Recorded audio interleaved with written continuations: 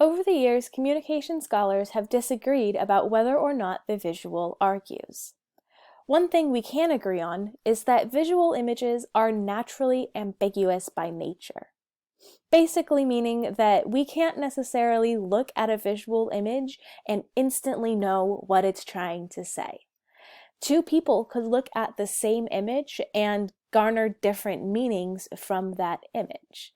And because of this, many communication scholars argue that the visual simply cannot argue. Images don't argue.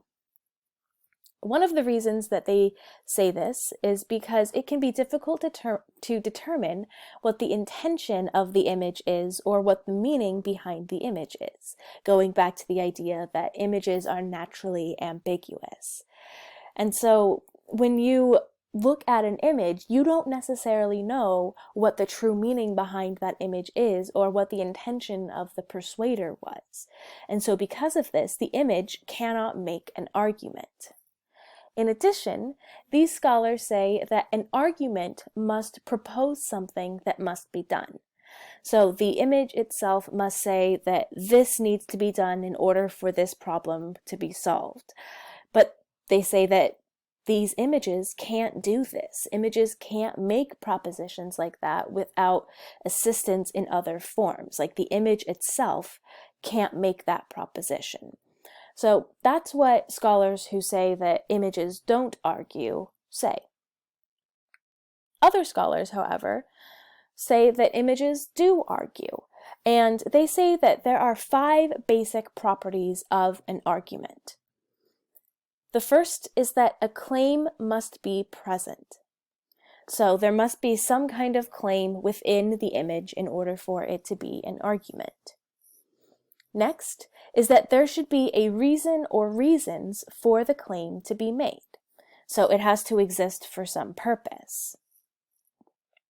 Next, that reason should be expressed really easily. So the reason for the claim should be able to be expressed.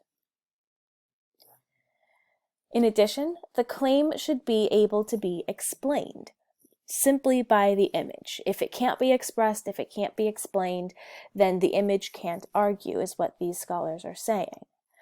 And then finally, there should be some attempt to communicate claim and reason. So within the image itself, the image should try to communicate what the claim of the argument is and what the reason for the existence of the claim is.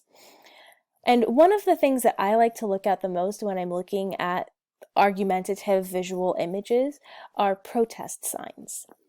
And so this image here is from a protest about immigration and specifically about the U.S. policy in, I believe it was early 2019, that separated immigrant children from their parents when they crossed the United States border.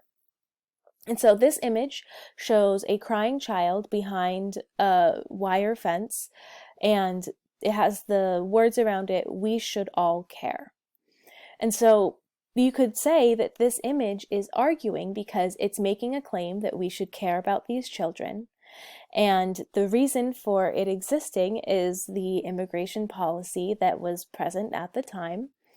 The reason for that is expressed by the fact that they are at this rally. The claim should be explained, and it is with the words in addition to the visual here. So you could make the argument that if the words weren't there, then the image wouldn't be able to make the argument. But it attempts to communicate the claim and communicate the reason all on this poster.